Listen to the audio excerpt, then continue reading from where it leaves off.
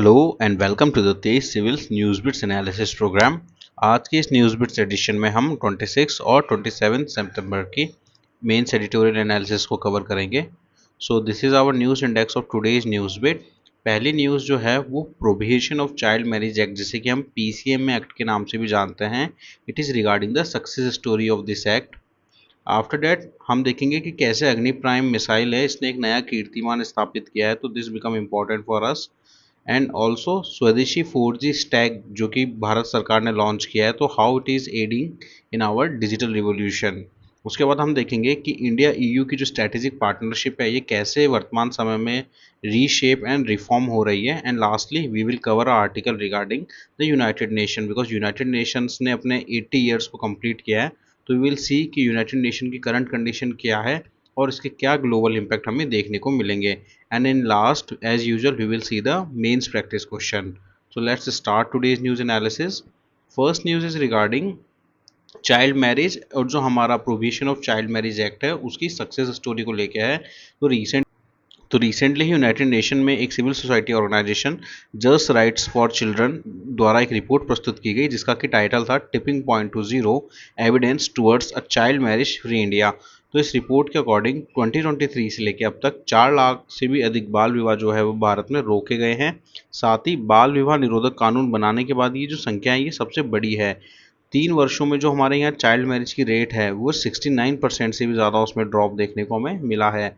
अगर हम पहले के डेटा को देखें तो दुनिया के 1/3 से भी ज़्यादा जो बाल विवाह है वो भारत में होते थे। अब ये दिखाता है कि कैसे हमारे जो prevention of child marriage act है उसका इम्प्लीमेंटेशन स्पिरिट एंड लेटर में किया जा रहा है, जिसकी वजह से इसका परिणाम हमें देखने को मिल रहा है। तो अगर हम डेटा वाइज देखें तो नियरली 13 स्टेट्स में ये स्टडी कंडक्ट की गई थी एंड दे फाउंड कि झारखंड में नियरली 1 लाख से ज़्यादा बाल विवाह रोके गए हैं। इसी तरह बिहार और मध्य प्रदेश में भी काफ़ी वाइड लेवल पे इन विवाहों को रोका गया है। राजस्थान में नियरली 32,000 बाल विवाह जो है वो रोके गए हैं। तो this is a good number and you can use in your question related to the child marriage, which is a directly mention syllabus topic and under our sociology's heading, which is challenges before the Indian society। तो राजस्थान में जो है वो child marriage की prevalence में 66% की drop rate हमें देखने को मिली है।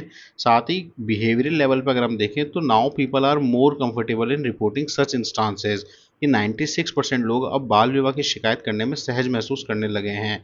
इसको अगर हम देखें तो 63% लोग जो हैं वो बाल विवाह रिपोर्ट करने में बहुत ज़्यादा सहज हैं एंड नियरली 33% जो है वो कुछ हद तक सहज महसूस करते हैं। तो टोटल अगर हम देखेंगे तो 96% are now able to report these इंस्टांसेज।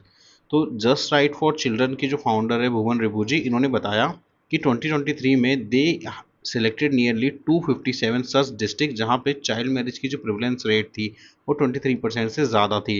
इन्होंने 270 से ज़्यादा संगठन जोड़े और हर एक संगठन को एक जिले के मात्र 50 गांव को सिलेक्ट करने के लिए कहा गया और उन गांवों में भी 6 बाल विवाह रोकने की जिम्मेदारी दी गई। तो इस तरह से इन्होंने 4 लाख से भी ज़्यादा बाल विवाह रोकने में कामयाबी पाई।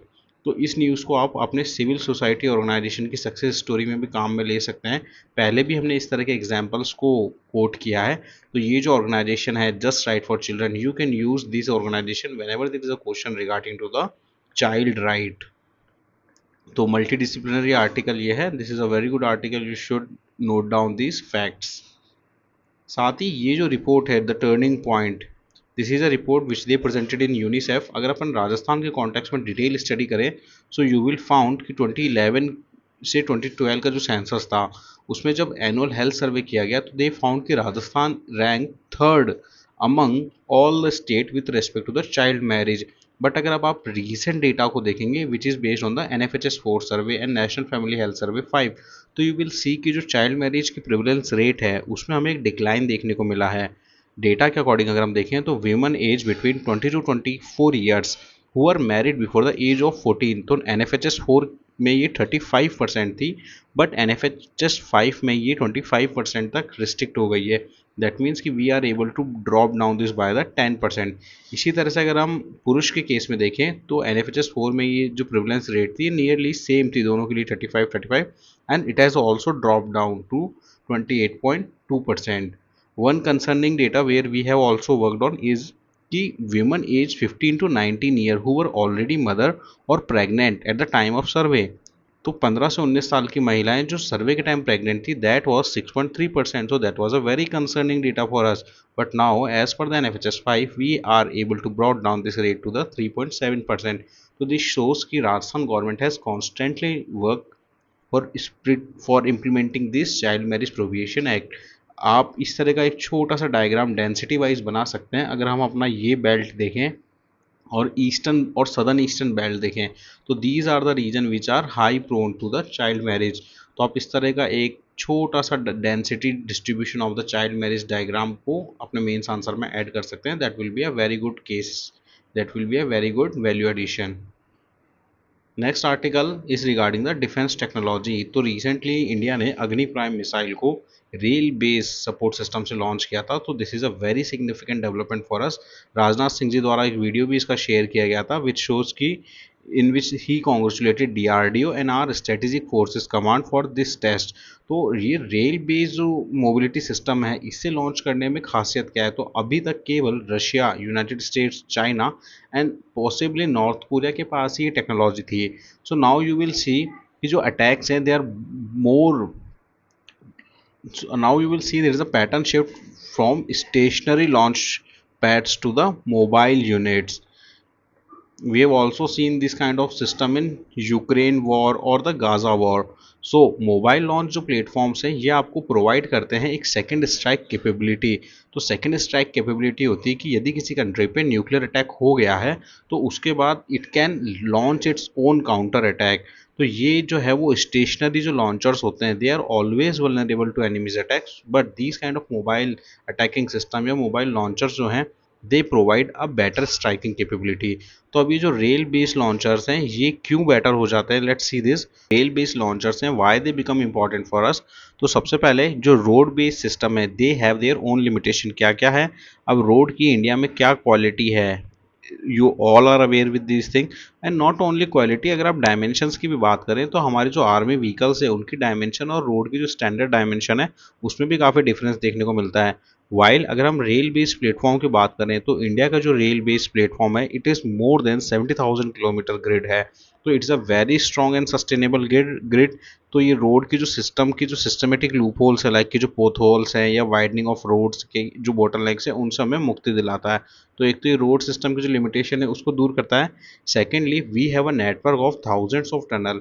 तो ये जो टनल्स है ये डुअल यूज इंफ्रास्ट्रक्चर। तो ये टर्म आप डिफेंस टेक्नोलॉजी के केस में बहुत ज़्यादा देखेंगे, DUI which is dual use infrastructure. कि आज कोई भी कंट्री जो भी infrastructure beat in space technology, defence technology, nano technology बना रही है, it is more targeting the dual use कि वो मिलिट्री यूज़ भी उनका हो और उनका सिविल यूज़ भी हो।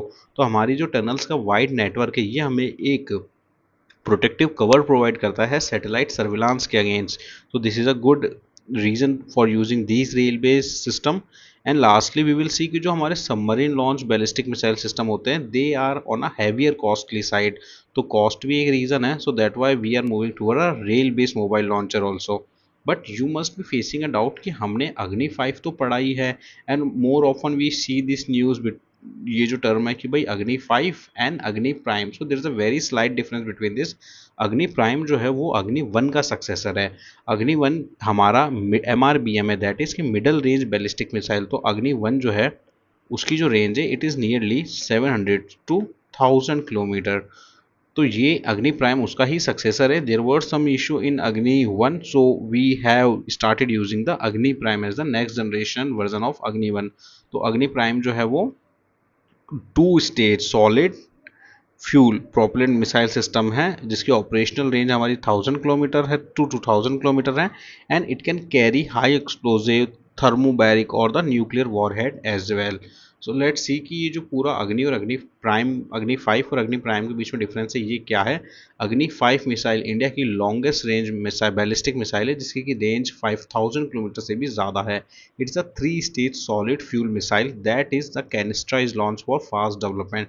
एंड मिशन दिव्यास्त्र में भी हमने देखा था कि अग्नि 5 के पास MIRV टेक्नोलॉजी है। तो ये MIRV क्या है? तो MIRV is multiple independently targeted re entry vehicle. कि ये एक बार में 2 या 3 से भी ज़्यादा जो वॉरहेड्स हैं उनको लॉन्च करने की कैपेबिलिटी रखती है। बट अग्नि प्राइम के साथ ये केस नहीं है। अग्नि prime is a single launch अग्नि प्राइम के साथ ये केस नहीं है। अग्नि प्राइम के पास सिंगल वॉरहेड है।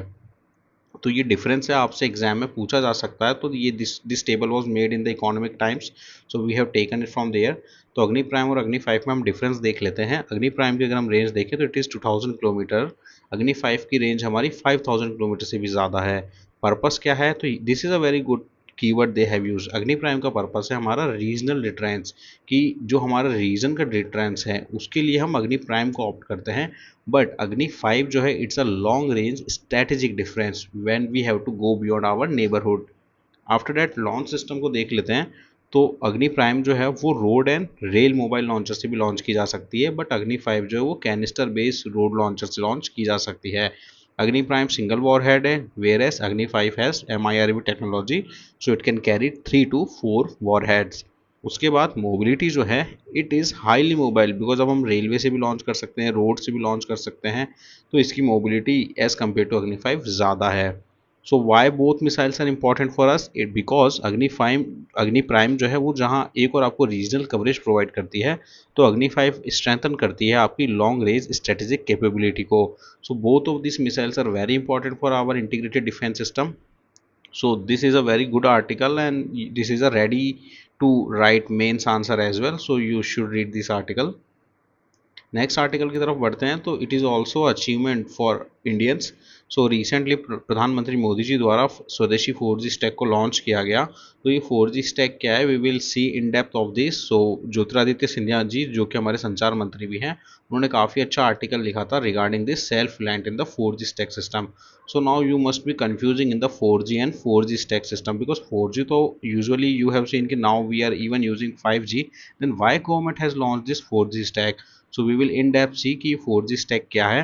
अगर शॉर्ट में देखा जाए तो जो 4G स्टैक है वो मोबाइल नेटवर्क का मस्तिष्क और रीढ़ है, that means it is a brain and spine of the mobile network, जो कि सॉफ्टवेयर और हार्डवेयर के माध्यम से कॉल और इंटरनेट को सुरक्षित, तेज और निर्बाध बनाता है। तो अब इस पूरे आर्टिकल को हम अच्छे से कवर करेंगे। उससे पहले हम एक बार स्टार्टिंग में 4G स्टैक को समझ लेते हैं। तो this is our 4G network system, where we have our device, we have radio networks, and in between the transmission is happening. जबकि 4G stack is a larger thing. 4G stack इस technology का blueprint है। So it's a layered architecture जहाँ पे अलग अलग तरह के प्रोटोकॉल्स होते हैं। For example there is a physical system, then there is a data link layer जिसमें कि Mac, radio link control, PDPC, इस तरह के अलग अलग नेटवर्क्स हमें देखने को मिलेंगे। उसके बाद हम नेटवर्क लेयर देखते हैं जिसमें कि हमें internet protocol which has IP6, IP4, ऐसे अलग अलग तरह के प्रोटोकॉल नेटवर्क लेयर देखने को मिलेंगे। उसके बाद we have transport layer, core layer and the application layer as well, जैसे कि HTTP, SIP। तो ये काफ़ी टेक्निकल है। Even if you make a simple diagram of these architecture layer in the 4G stack, that will be sufficient for your mains. So this is all about 4G stack. Now we will see कि जो government ने BSNL के साथ indigenous 4G stack launch किया गया, what it is all about, and we will also see Bharat का 6G vision. तो सबसे पहले की टेक अवेज क्या रहे हैं इसके। तो India has first fully indigenous 4G stack launch कर चुका है, and now India is among the selected 5 nation globally जिनके पास स्वयं का फुल्ली इंडिजिनस सर्विसेज है। अब इसके की पॉइंट क्या हैं उसे हम फटाफट देख लेते हैं। तो if you see the key highlight, जो नेटवर्क हमारा है that operates over 92,000 sites connecting approximately 22 million Indians across urban and the rural areas. And village connectivity की अगर हम बात करें तो 29,000 village has reached as a part of digital Bharat Nidhi and the 4G saturation project. और ये पूरा टेक्नोलॉजिकल पार्टनर्स के रूप में रैन जो कि रेडियो एक्सेस नेटवर्क है, it was provided by the Tejas network. तो ये प्राइवेट कंपनी है। साथ में ही कोर नेटवर्क जो है वो सी डॉट द्वारा प्रोवाइड किया गया, and system integration by TCS and deployed by the BSNL। So this Bharat 4G stack जो है it is a very good example कि कैसे प्राइवेट सेक्टर के साथ काम करके गवर्नमेंट पब्लिक सर्विस डिलीवरी को एम्पावर कर सकती है। So what are the features of 4G stacks. तो सबसे पहले it's a end to end indigenous stacks. जो हमारा रैन है वो हमने देखा कि तेजस ने प्रोवाइड किया, कोर नेटवर्क सी डॉट ने डेवलप किया, इसी तरह BSNL ने इसे डिप्लॉय किया। Then it's a software first and the cloud native. It enables rapid upgrade, scalability and easier future migration to 5G। हमारा जो 4G स्टैक है it is not only 4G stack, it is 5G ready stack. That means कि हम 4G से direct 5G पे easily shift कर सकते हैं। साथ ही is a future proofing, because now we see कि जो भी डिजिटल इंफ्रास्ट्रक्चर है it is being use as a dual use infrastructure. So हमारा जो साइट आर्किटेक्चर है it is a 5G ready and it is a secure as compare to the reliance on foreign networking system. So what will be the benefit of this indigenous 4G stack? Government has listed down. We have taken it from PIB. Let's see this. सबसे पहले हमें strategic autonomy and digital sovereignty मिलेगी कि जब हमारा खुद का indigenous 4G stack होगा तो हमारी फॉरेन रिलायंस कम होगी, हमारी नेशनल सिक्योरिटी के लिए भी ये काफ़ी अच्छा रहेगा। उसके बाद it will also add in employment generation and supply chain development. तो ये ह्यूमन कैपिटल को भी पुश देगी और हमारे सप्लाई चेन सिस्टम को भी एम्पावर करेगी। साथ ही now we are looking beyond our domestic needs, तो हम जो है वो केटरिंग कर पाएंगे ना केवल हमारे डोमेस्टिक नीड को बल्कि जो ग्लोबल एक्सपोर्ट पोटेंशियल है हम उसको भी केटर कर पाएंगे। आफ्टर डैट जो रैपिड डेवलपमेंट हुआ है थ्रू द इंडिजीनियस कैपेबिलिटी कि मात्र केवल 22 महीनों में ही हमने इस जो आर्किटेक्चर है इसको डेवलप कर लिया है। ऑल्सो अगर हम स्केल को देखें तो more than 92,000 4G sites have been commission across the country. तो ये 22 मिलियन से भी ज़्यादा सिटीजन्स को ये सर्विस प्रोवाइड कर दी है। And finally it's the realisation of our swadeshi principle. तो ये तो 4G स्टैक के इम्पॉर्टेंट बेनिफिट्स एंड इम्पैक्ट्स है। नाउ विल सी कि जो हमारा नेक्स्ट टारगेट है दैट इज़ आवर 5G। तो 5G भी इंडिया के काफ़ी शहरों में आप देखेंगे कि लॉन्च हो चुका है। दिस ऑल्सो टॉक्स अबाउट कि 5G के क्या क्या यूज़ हैं। It is useful in our agriculture जहाँ हम precision farming, smart agriculture with real time data integration with the IoT sensors कर पा रहे हैं। हेल्थ केयर में रिमोट डायग्नोसिस में काम में आ रहा है। एजुकेशन के केस में आप देखेंगे कि AR VR के माध्यम से जो एक्सपीरियंस है उसको बेहतर किया गया है। मैन्युफैक्चरिंग में हमने लो लेटेंसी कम्युनिकेशंस को एस्टेब्लिश किया। इसी तरह से smart city management, automotive and transport system में भी इन्हें यूज़ किया जा रहा है। तो ये 4G के आपने एप्लीकेशन देखे, 5G के देखे। इसके बाद जो इंडिया का मूव है that is India is targeting Bharat 6G mission. तो भारत 6G जो मिशन है it is a vision document for India and government is working to deploy 6G technology by 2030। तो भारत का जो 6G विजन है it is based on the principle of affordability, sustainability and ubiquity. So this is a very good keyword you can use anywhere when it comes to the government scheme. तो government ने क्या क्या initiative लिए हैं 6G roll out के लिए इन्हें देख लेते हैं। तो we have establish 100 5G labs at academic institution for capacity building and a 6G ready academic and startup ecosystem. साथ ही हमने लॉन्च किया है टेलीकॉम टेक्नोलॉजी डेवलपमेंट फंड जो कि TDDF स्कीम है। वी हैव लॉन्च इन 2022 जिसके कारण हम अपना R&D इंफ्रास्ट्रक्चर को एम्पावर कर पाएंगे। इसी के तहत हमने अप्रूव किए हैं 104 से भी ज़्यादा project which have worth more than 275 crore. We have also facilitated Bharat 6G alliance uniting industry, academia, research to develop Bharat 6G vision. We have also signed MOU with Global 6G Alliance for international collaboration. साथ ही हमने technology innovation hub भी establish किया है IIIT Bangalore में which focus on advance communication system like reconfigurable intelligent service and ORAN। साथ ही जो MIMO टेक्नोलॉजी होती है ताकि जो फ्यूचर 6G नेटवर्क हो that have better coverage capacity and the sensing potential. So this was very good article regarding the Bharat 6G mission और जो हमारा मोबाइल नेटवर्किंग सिस्टम है कि कैसे इंडिया में 4G 5G and 6G mobile networking system evolve हो रहा है। Next article is regarding the India EU strategic agenda. So this article talks with a very good context कि वर्तमान समय में एक ऐसा दौर देखने को मिल रहा है जहाँ से कि यूएसए मल्टीलेटरलिस्ट वर्तमान समय में हमें एक ऐसा दौर देखने को मिल रहा है जहाँ से यूएसए जो है वो मल्टीलेटरल फोरम से एग्जिट आपको करते हुए देखने को मिलेगा। साथ ही जो यूएस के ट्रेडिशनल अलाय हैं they are also confuse with the US policy. तो at a time when United States under the president Trump is upending old and established global alignments, तो यूरोप जो है वो भारत की तरफ देख रहा है to look for a secure and a stable partner. तो last this year also in the February we have seen कि जो इंडिया यूरोपियन यूनियन की जो समिट हुई थी नेक्स्ट ईयर भी हम ये समिट देखने को मिलेगी। तो इसमें एक मेजर चेंज ये आया कि यूरोप ने लास्ट वीक ही एक अच्छा पॉलिसी डॉक्यूमेंट रिलीज किया to set their targets and their area of interest to cooperate with the India. So this is a press release from the European commission. तो इन्होंने सेट आउट किए new strategy to reinforce their prosperity and security ties with the India. तो उन्होंने नए 5 pillars दिए where they will cooperate with the India. So this article start with a very good keywords and very good articulation is done by the European Union President Ursula von der Leyen. So she said कि now is the time to focus on reliable partner. So this was a direct comment on the United States कि now it's time to focus on reliable partner and double down our partnership rooted in shared interests and guided by common values. So for India this is a very good बात ahead कि Europe is looking towards India as a reliable partner. After that in this article they have also given 5 pillar कि ऐसे कौन से 5 pillar है जहाँ पे Europe और इंडिया जो है वो साथ में आके काम कर सकता है। We will see this in the upcoming slide. So these are the 5 pillars of the India European Union partnership. सबसे पहला जो है वो ट्रेड है। अगर हम देखें तो इंडिया ईयू जो है वो इंडिया का लार्जेस्ट ट्रेडिंग पार्टनर है and India is the EU's largest trading partner in the global south. अगर केवल 2024 को ही देखें तो 2024 में हमारा जो बायलैटरल ट्रेड्स इन गुड्स था, it reached 120 billion European billion euro, which seen an increase of nearly 90% over the last decade.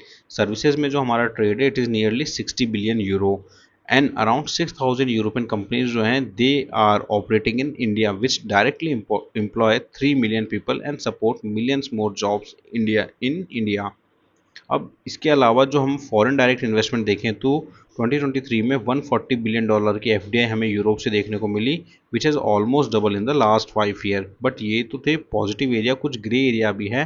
For example there is a more room for relationship to grow.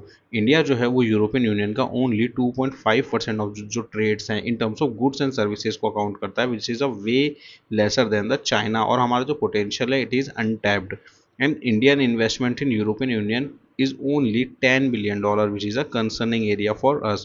So there is a huge potential to increase our ties in terms of economy and trade. India and Europe जो है they are looking and they are working towards a investment protection agreement IPA, जिसके तहत कि वो macro economic dialogue establish करेंगे और जो GI tax हैं इस तरह के जो ट्रेडिंग मैकेनिज्म्स हैं इनको भी स्ट्रेंथन करेंगे। उसके बाद हम देखते हैं जो ग्लोबल कनेक्टिविटी है, तो यूरोपियन यूनियन का एक इनिशिएटिव है ग्लोबल गेटवे, जिसमें कि वो 300 बिलियन यूरो से भी ज़्यादा जो सपोर्ट है वो प्रोवाइड कर रहे हैं to support energy, digital and transport infrastructure. इसी तरह का सिमिलर इंफ्रास्ट्रक्चर प्रोजेक्ट जो है वो इंडिया का भी है, विच इज़ द महासागर। आपने पहले सागर पढ़ा होगा पॉलिसी में, now India has move towards the महासागर। सो व्हाट इज महासागर? तो महासागर is mutual and holistic advancement for security and growth. इसके साथ ही 2021 में इंडिया एंड यूरोपियन यूनियन ने ईयू इंडिया कनेक्टिविटी पार्टनरशिप भी कंक्लूड करी थी। इसके साथ ही G20 में हमें आईमैक देखने को मिला, which is India Middle East European India Middle East Europe economic corridor. So we can see की जो ग्लोबल कनेक्टिविटी है we are also working toward this. इसके अतिरिक्त EU Africa India digital corridor भी हम इस्टेब्लिश कर रहे हैं, जिसमें कि हम जो सी लाइन्स ऑफ कम्युनिकेशन है उनको स्ट्रेंथन करने का काम करेंगे। So these 2 pillars are very important for us.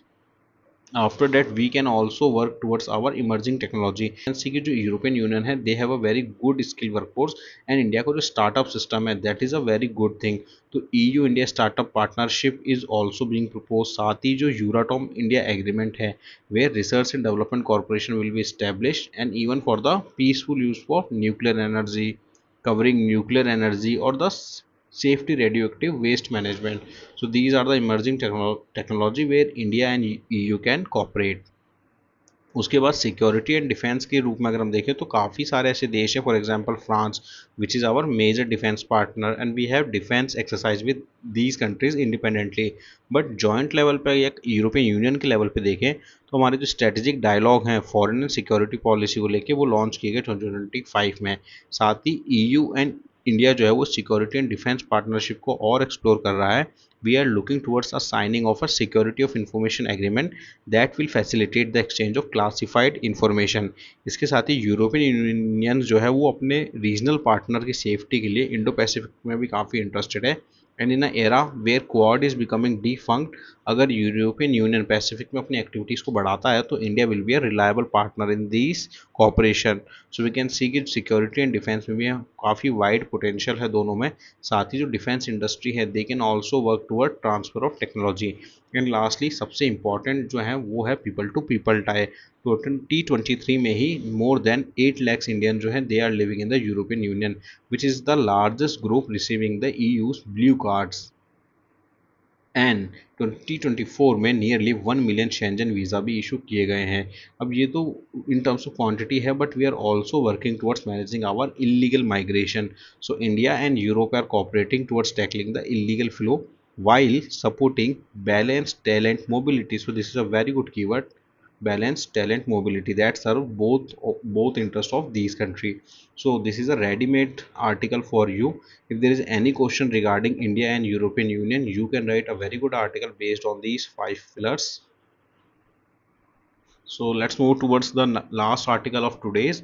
So this is regarding the relevance of United Nation. तो संयुक्त राष्ट्र संघ ने अपने 80 साल पूरे कर लिए हैं, बट अगर हम देखें कि 8 दशक के बाद संयुक्त राष्ट्र संघ जो है वो एक नाजुक मोड़ पे खड़ा है.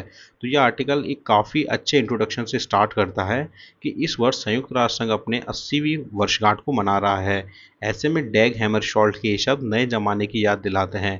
द्वितीय विश्व युद्ध की राख से 1945 में जब इसे स्थापित किया गया, तो इस संस्था का उद्देश्य कभी नहीं की प्रतिज्ञा को मूर्त रूप देना था.